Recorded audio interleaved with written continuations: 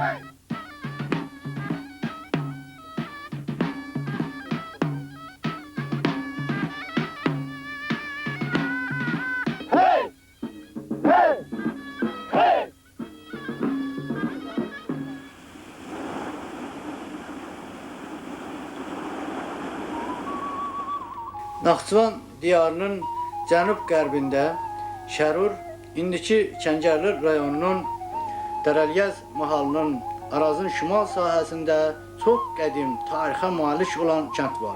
Bu Şaxtaxtı kəndidir.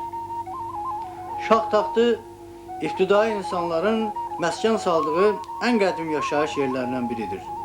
Şaxtaxtı kəndinin coğrafiyası, tarixi, məişət haqqında təsəvvürlər yaratmaq zəruridir. Sadəcə olaraq bu kənddə yaşayış yerindən tapılmış şəxsi məmulat, nekropolunun keramika məmulatı, daş qutu qəbri, daş şarxanası, Poltaş körpüsü, mineral su yatağı, İdəli Pir kimi tarixi abidələr, yüzlərcə məşhur adamların adını çəkmək kifayətdir.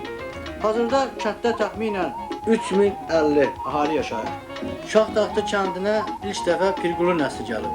1797-ci ildə.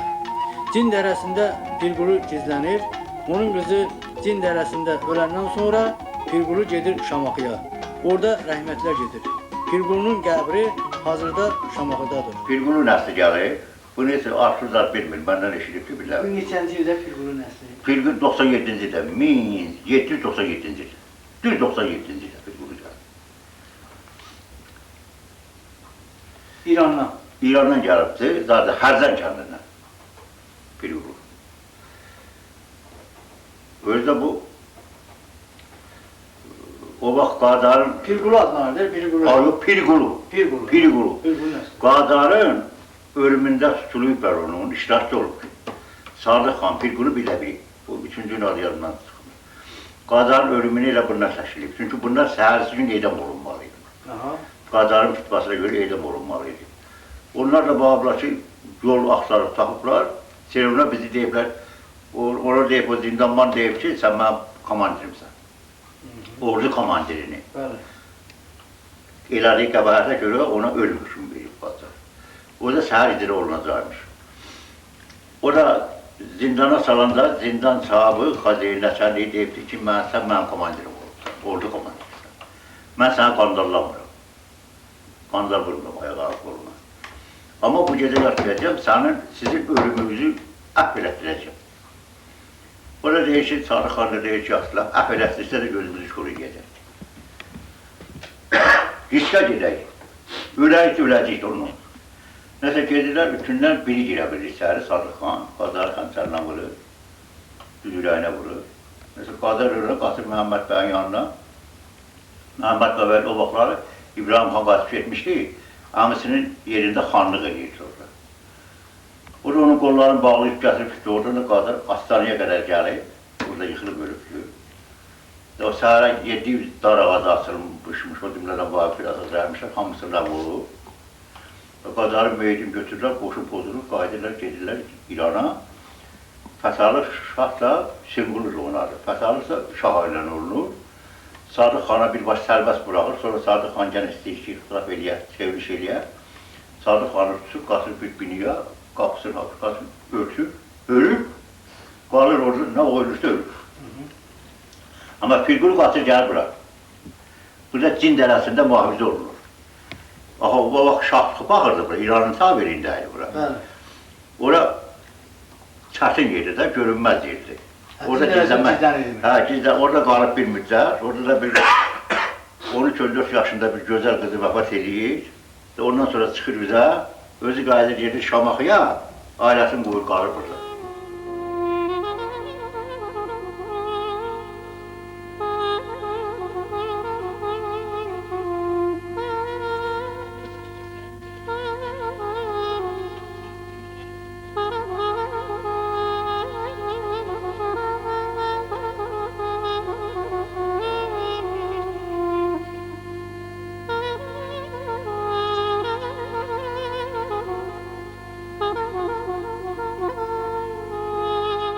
Biz indi Şamaxı rayonuna gəlmişik.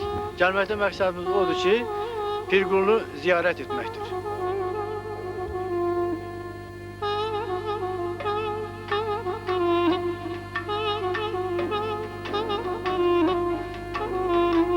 Biz Pirquluda Alsalı Pirini ziyarət edərkən, Pirqulunun qəbrinin bu yerdən 4 kilometr meşə və dağ yolu məsafəsində yüksəklikdə yerləşdiyini bildik. Bu çətin ziyarət yolunu piyada dəf etməkdə bizə Fuad İlhamoğlu bələdçilik etdi. Məqsədimiz həm Pirqulunu ziyarət etmək, həm də təsviri məlumatı toplamaq idi. Texniki səbəblərdən çəkiliş qismət olmadı. Bu da yəqin ki, Allahın məsləhəti idi. Allah bütün ziyarətləri qəbul etsin. Pirqulunun qəbrinin baş daşında bu sözlər yazılmışdı. Allah bələdçisidir qocaman ulu, səcdə etdiyimiz qoca Pirqulu, xoş niyyətlə gələn xoş arzu tapar, Pirqulu bu dağda əbədi yatar. Əbədi xatirə qalacaq elə, halal olsun bu zavan Avtandilə. Şeirdə adı çəkilən Avtandil cavan bir oğlandır. O əhd edib ki, Pirqulunun qəbrinin baş daşını düzəltsin. Avtandil öz niyyətinə çatıb, əhdini yerinə yetirib.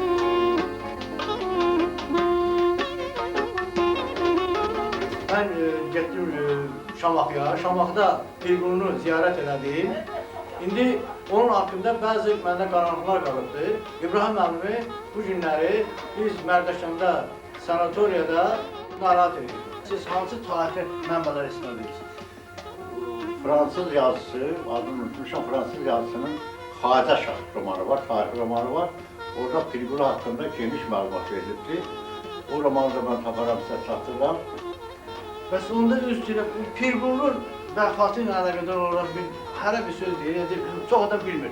Bunu siz bilirsiniz. Pirqulu oraya gəldi 1798-ci ildə Şahzadla məşğullaşıbdır. Onun yerində körpə uşağı gəlib çatıb ona. O qızı 13 yaşında olanda özü çox gözəl müsahibələr görünür. Qəflətən vəfat edir. O vəfatından sonra Pirqulu çox sarsılır. Ondan bir-iki qalandan sonra qayıdır gəlir Şamaxıda, onun əmlak iddiası varmış. Gəlir o Şamaxıya, təxminən 1815-ci illər düşür. Düz hesablamışam, 15-14-cü illərdə Pirqulu Şamaxıda vəfat edir. O Şamaxıda onun xeyirxahlığını görən cəmaat, onun belə zəkasına, danışığına, görək, Qazi Haşimli adamın ən böyük diplomatı olmuş. Onu o yüksəklikdə, qaldırıb o yüksəklikdə, demək, varisi, kimsəsiz adam kimi, amma qabiliyyətli adam kimi çıxarıb o şeylər nəql edir. Bir də üstünə Pirqulu o Şuşa qalasında, Şuşanın o müqaviləsində necə o həyatda keçər? Şuşa qalasına Qacarın müharibəsiz, qırğınsız keçməsi üçün o aşağıdan aşıb, İbrahim xanımla danışıq aparıb və İbrahim xanım da ona söz veribdi ki, möhürlənmiş Qacar da möhürlənmiş Quran təqdim edib ki, heç bir qırğın cəza tədbiri olmayacaq, sorğusu olmayacaq. Ona inanandan sonra qapılarla sarı veriblər, Qacar manəsiz qapı olub Şuşaya.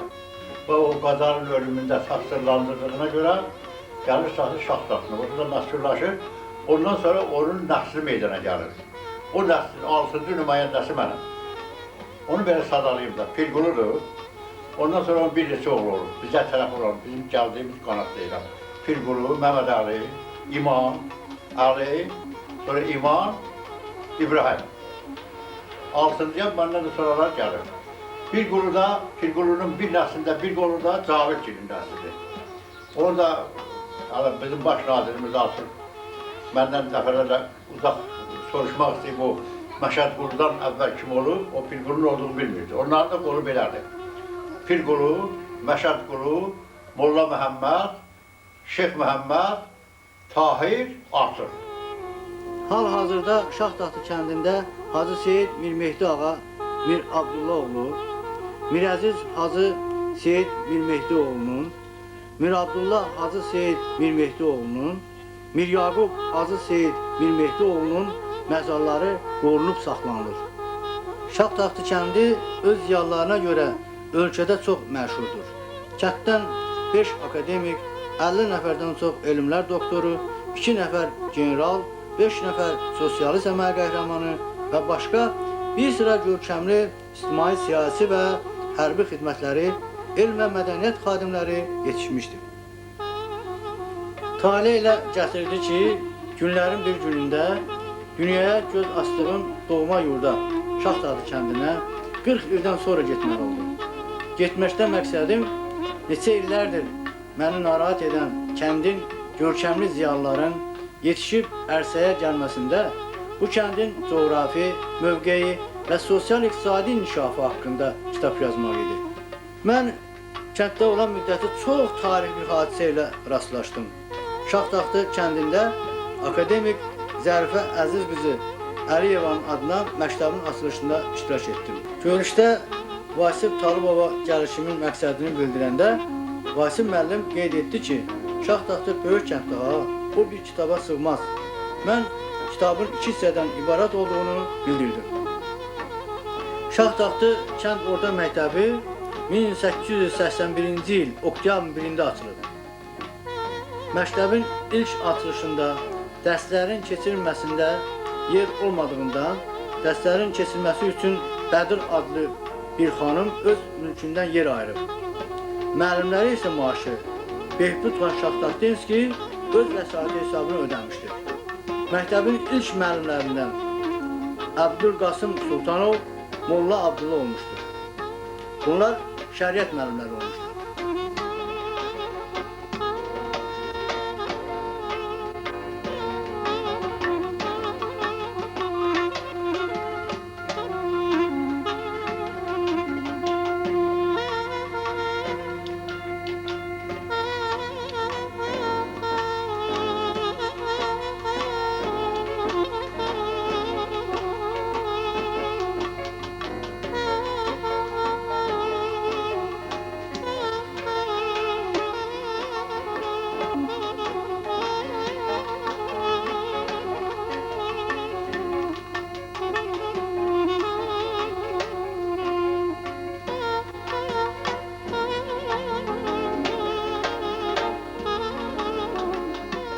Mən bunun üçün getdim İrəvan arxivinə və nəhayət o İrəvan arxivindən məktəbin 88-ci ildə açılması haqqında sənəd əldə edər. 1888-ci ildə. Demək bu Neçənci ildə getmişdi, ora mənim arxım? Elə 1988-də. Bəs o müddətində 88-ci ildə vəziyyət yaxşı deyildi bizdə. Yox, yaxşı idi. Düz 88-ci ildə getmiş. Onlar 87-ci ildə onlar getmişəm. Sən bir müharibə müddətlərində... Arabasında, açılma arabasında, düzdür. Onlar ki, birinci babaq. Hadisələrin ilə arabasında. Hadisələrin arabasında getmiş. Getdiyim o İrəvan arxivinə. 86, 87, bax onun çoxunu yarım. 86-cı il olan, ona görə ki... Ya, yaxşı, çünki o zaman biz hazırlaşırdıq. Mümkün deyil. Getdim İrəvan arxivin işçiləri də mənə kömək elədilər. Tapdıq orada demək, ilk dəfə mənim əlimə keçən sənət oldu ki, Məmməd Ağa Şaxtaxtinski o vaxt Rusiyada Daxillər Nazirliyində işləyən dövrü olubdur. Özdə şöbə müdürü olub, şərt şöbəsi müdürü olubdur. Məmməd Ağa Şaxtaxtinski. O İrəvan quberniyasının maarif inspeksiyasına müraciət edib ki, mənim anadan olduğum kənddə niyə məktəb yoxdur? O zaman qarşıda komendant işləyən Əbülfət Ağa onlara yazılı olaraq İrəvan quberniyasına bildirir ki, o məktəbin maliyyə xərci mən götürürəm öz vəsaitim hesabına, öz üstümə, öz əlimə. Əbülfət Ağa Şaxtaxtinski. İsa Sultanın kişi qardaşı. İsa Sultan da onda Tiblis quberniyasında işləyirmiş. Nəhayət, bu məsələ də həll olunandan sonra bunlar da mahinə sapa bilmirlər, məktəbin açılması məsələni həll edirlər və burada məktəbin açılması bina lazım olur. O zaman da baxırlar ki, elə bir şəraitli bina yoxdur. İbrahim Ağa bir-iki otağını məktəbə verilməsini təşəbbüs qaldırır. Bu kifayət eləməyəndə Bədir xanım, İbrahim Ağa'nın ən yaxın qağımı, Naxçana köçmək ərəfəsindəymiş, o evini bəxş edir məktəbə. Bütün evini. O evini də yenilsə deyim ki, İsa Əlizadək olur deyə Taboqçuluğun həyəsində var. İsa Əlizadənin həyəsi o Bədir xanım həyəsidir. İş məktəb orada olubdur. Elm, ədəbiyyat və mədəniyyətinin ictimai fikrinin sütunları, məşhur Şaxtaxtlılar sülaləsi, bunlarla elm xadimi bu kənddən çıxmışdır. Bunlardan Şaxtaxtinski Məhəmməd Ağa Məhəmməd Tağı Sultanoğlu, Şaxtaxtinski Əbülfət Nəcəfquluoğlu, Şaxtaxtinskaya Zəhra Mustafa qızı, Şaxtaxtinskaya Leyli İsa Sultan qızı, Şaxtaxtinskaya Adilə İsa Sultan qızı və başqaları bu nəslin ha belə Azərbaycan elminin formalaşmasında mühüm rol oynayıbdır.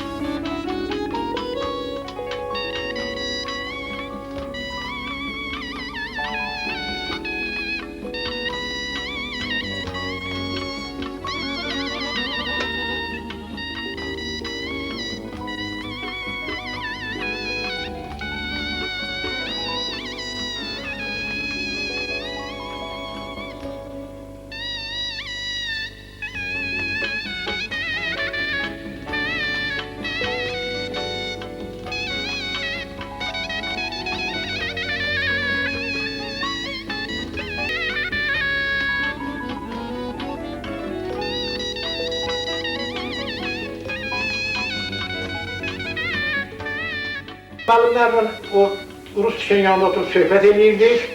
Baxdıq ki, bir qara Volqa gəldi. Qara Volqa gəldi, onunla birbaşa sürdülər Rus dişinə. Orada demək bir nəfər qadın, bir nəfər də bir kişi gitti. Demək bir Heydər Əliyev, bir də onun arabanı zərbə xanımmış. Neçənci ildə? 1957-ci ildə, bu Tosmondan əhvalatda ha. Demək, gəldilər biraz orada baxdılar, kəndə baxdılar, İrana baxdılar. Ondan sonra onlar oradan heç bizlə də danışdı, belə aralıydı biraz. Düz maşını sürdülər Məşəd Müzəlligilin əlinə, orada maşını saxladılar. Sonra öyrəndik ki, bu gəliblər, o evdəki olublar, bu evdəki Zərfə xanım anadan olublar. Həmin evə girib, bir də bir çay içiblər, ondan sonra çıxıb gəliblər.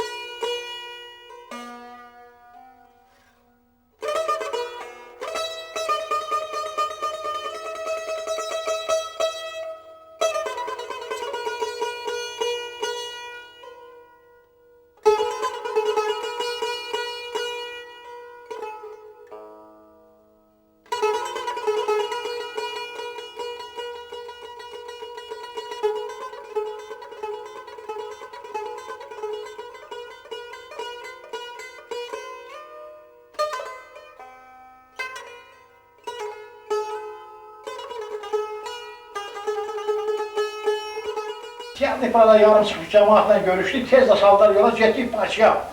Bakıda getdik, bir gün qaldıq. Səhəri demək bizi mindirdilər gəmiyə. Çox gəmidə mən gördüyüm o əziyyəti heç vaxt ömür boyu unutmaram. Mindirdilər gəmiyə, getdik Krasnovodskida düşdük. Əhməd biraz göz açığıdır. Əhməd dedi, Krasnovodskida, Mahmudov, dedi biz dedi və biz aparırlar Müzadə cəbhəyə. Dedi, uşaqlar, biz cəbhəyə getmirik. Biz gedirik burada, Krasnovodskidən düz deyil, Rusiyada yol var. Amma bu istiqamət belədir ki, biz aparacaqlar uzaq şərqə. Şərqə? Bəli, uzaq şərqə də, Atam Vostoka. Bəli, getdik, öyrəndik. Elə məlum oldu da oradan aparırlar uzaq şərqə. 20 nəfərimiz bir yerə düşdük. Ondan sonra bizi göndərdilər sərhədlərə. Orada xərbiqluqda xəyankarlıq da olurdu. Orada demən indi öyrənirik ki, hələ oradan gələndən sonra bizim yeməyin bir hissəsini atlara verirdilər. Orada olan, demək, xəyanətkarlıq, düşmançılıq orada vardı. Sonra bunu öyrəndilər. Biz ondan sonra bizə yemək verdilər, baxdıq ki, ağlı başı yemək verdilər. Demək, verirdilər atlara, bizə yemək vermirdilər. Bunu da Əhməd Mahmudov, mən, Abdullah müəllim, Atan Qasım, demək, biz cavan adamlar orada birləşdik, məsələni açdıq, sübut elədik ki, oradan bunu atlara verir. Sonra verilmədi, əslində vəziyyətimiz, adımız yaxşılaşdı, işimiz yaxşı oldu. Qulluq eləyəndən sonra bizi göndərdilər Polkovoy şkolaya, məktəbə. Getdik orada oxuduq, 3-4 ay oxuduq. Ondan sonra bizi komandir buraxdılar. Gəldik, Əhməd, mən, hamımız Zod komandir olduq. O cümlədən mən, Abdullah, Əhməd Mahmudov və başqaları demək getdik Rusiyanın dediyim kimi Volsk şəhərində məktəbdə, daha doğrusu təyyarəçilik məktəbində oxumağa. Onda dədəm sizdən ayrıldı da, hə, ayrıldı bəli, bizdən ayrıldı. Başqa yerə saldı. İbrahimov Hüseyn Məmmədəlioğlu 1919-cu ildə Şərir rayonunun Şaxtatı kəndində anadan olmuşdur. Xalq yazısı və şöhrət ordenli 100-ə yaxın hekayə, 7 povest və Torpaq təslim olur dram əsərinin müəllifi Hüseyn Məmmədəlioğlu İbrahimovun adı ədəbi ictimaiyyətə yaxşı tanışdır. Hüseyn İbrahimovun gözəl, bədii dilə, maraqlı və orijinal məzmundan malik olan hekayələri geniş oxucuların böyük rəğbətini qazanmışdır. Şaxtaxtı kəndinin seçilən ziyalılardan biri də Quliyev Qasım Xudaquluoğludur. Quliyev Qasım 1921-ci ildə Şaxtaxtı kəndində anadan olmuşdur. 1942-ci ildə Sovet ordu sıralarına getmiş, 1945-ci ildə isə qayıtmışdır. O, müharibədə fəal iştirak etdiyinə görə bir neçə orden və fəxri fərmanlarla təltif olunmuşdur. 1989-cu ildə isə dünyasını dəyişmişdir. Biz Şaxtaxtı kəndində yaşayan ən ulu tayfalardan biri Kəlbağ Xudaqulunun oğlu Qasım kişinin həyat yoldaşı ana Dəsi xanımla birdəyik. Ana, demək, neçənci ildə onlar Şaxtaxtı kəndinə gəliblər? 1921-ci ildə. 21-ci ildə gəliblər. Sonra Şaxtaxtında qalıblar. Sonra? Orada çöl salıblar. Onda bu nəsildə birinci bizdə kim gedir demək? Allahqulu gedir da bizdə. Bəli. Allahquludan sonra kim gəlir? Hacıquludur. Hacıqulu, Sonra Kəlbağ Xudaqulu. Sonra İrzaqulu. Hə. Kəlbağ qulu Əmoğlu olurlar. əmoğlu olur. Hə, demək siz dərnəmlə qayğazı əmoğlu olmusunuz, Rəzəqulu. Amma Kəlbağ Xudaqulunun isə neçə oğlu olur? Olur demək Rəcəb, Heydər, Hüseyn, Muxtar, bir də Qasım. Sonra Pəri bibi, bir də Sona. Onlar ondan qız bacıları olur, düzdürmü? 5 bacı qardaşdılar dədəmlə. 2 bacı. 2 bacı, Allah. Demək o sən üstünə bir o Şaxtaxtı kəndində əlaqədar o Rızaqulu kişi var, sənin atanla əlaqədar. O Şah bağında onu eşitmişəm ki, siz də həmən Allah rəhmət etsin, dədəm həmişə deyirdi ki, Şah bağında sizin torpağınız olmuşdur. Bizim bağımız var. O bağda dədəm Rızaqulu kişi haqqında biraz məlumat ver də, onun bostanından da. Orada mənim dədəm heç kökü işləmədi. Ancaq öz həyatı ilə, bacası ilə məşğul olurdu. Əkin əkirdi, bağı vardı, becərirdi, ahar suları var idi, onlarla məşğul olurdu, küfətini saxlayırdı. Ha, bu Rızaqulu kişi bostan məsələsindən zəhmət olunacaq. Siz orada deyir işləmişsiniz, məşğulda çəkmişsiniz. Burada mən elə əvvəldən, ən sürtədən torpaqla məşğul olmuşuq, məşğul çəkmişik, kəndlərin hamısını atamla özüm düzəltmişəm, əkəndə də hamısını dədə bala becərmişik. Demək 1948-ci ilə kimi, 48-ci ildə bu mövzu deyil. Bu şəklinin arxasına yazıb ki, 1948. Demək o müddətində Şah bağında demək belə bir təsərrüfat işləri gedirdi. Orada deyir, eşitmişdim sizin torpağı idi. Bəli, bizim torpağımız. Ora bizim torpağımız. Sonra kolxoz olandan sonra bizdən aldılar. Quliyev Hüseyn Xudaqulu oğlu 1912-ci ildə Şaxtaxtı kəndində anadan olmuşdur. O, Böyük Vətən müharibəsində iştirak edib, yaralandığına görə ordu sıralarından təxris olunmuşdur. Müharibədə göstərdiyi bir çox şücaətlərə görə bir neçə orden və fəxri fərmanlarla təhsil olunmuşdur.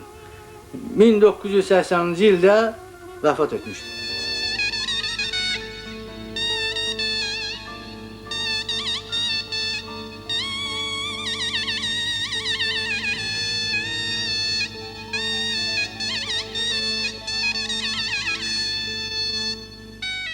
Şaxtaxtı kəndi əvvəllər olduğu kimi indi də maarif və elm ocağı olaraq qalmaqda, xalqımızın mədəniyyət xəzinəsinə öz töhfələrini verməkdədir.